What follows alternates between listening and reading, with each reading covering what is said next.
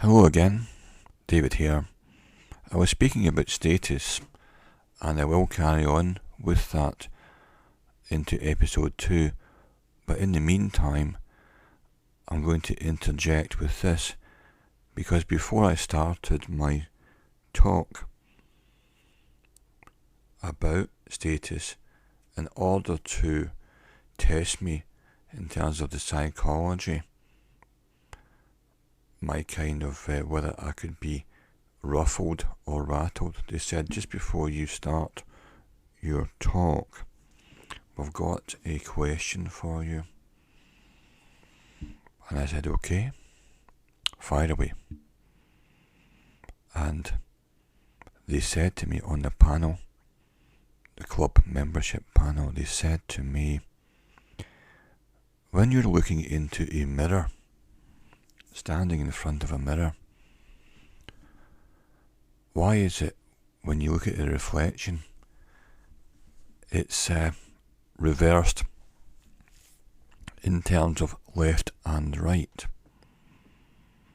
but it doesn't reverse up and down? So if it's a full length mirror, your head's still at the top and your shoes or feet are at the bottom, so it reflects that back at you and keeps the same position. But if you raise your right hand and look into the mirror, the reflection raises the left hand, and so it seems to reverse left and right, but it doesn't reverse up and down. So why is that? Does the mirror choose just to reflect horizontally but not vertically? And say you had writing on your t-shirt, if you look at the mirror reflection, then it's in reverse. It doesn't make any sense because the writing's going backwards. So why is that? Why is it the up and down remains the same, but left and right reverses? Can you explain that? And I said, yeah, I can explain it. And they said, well, that's good, because this is one that tends to stump people, because we do know this instinctively, but can we really explain it? What's actually happening? I said, well, it's about not the mirror actually choosing to reverse things, because the mirror doesn't. The mirror just gives you back what you put in, and it's doing its job fine. It's not trying to deceive you, it's just giving you back what you put in. So this means if you stand in front of a mirror, you're facing it.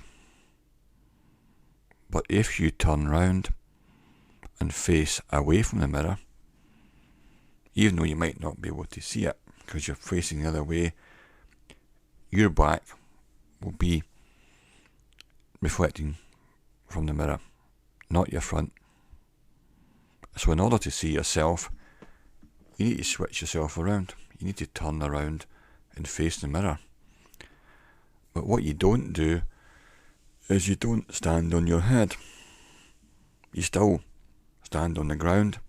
So up and down hasn't changed, but you have chosen to reverse left and right simply by turning around. When you turn around and face the mirror, you do the switch. Because if you had your back to the mirror, your t-shirt would still read with the right writing if it had text on it. It's the fact that you turn your body around. So when you turn your body around to face the mirror, you've switched positions. You've actually rotated 180 degrees. It's that 180 degree rotation that you've done with your feet which causes the mirror to accept you've rotated, so it just gives you back what you're putting in. Equally, if you stood on your head, the mirror would reflect that because you're choosing to rotate vertically. So the person chooses to do the rotation left and right themselves, if that person chose to stand on their head, the mirror would reflect that back. So the mirror doesn't do anything other than just give you back what you're putting in. So the reason why you see a left and right reversal is because you've caused it yourself by simply turning to face the mirror. And that's the reason. So I gave them that explanation, and they looked pretty impressed because that's the right answer. But they did say that very few people, when put on the spot, come anywhere near that. They come up with very complex things about bending of light and scientific ideas and all that sort of stuff. None of it is actually the right explanation. So there you go, that was just a little interject. So if you're in one of these interviews and they ask you that, there's your explanation. But make it sound convincing. Sound like you know what you're talking about. Okay, bye-bye for now.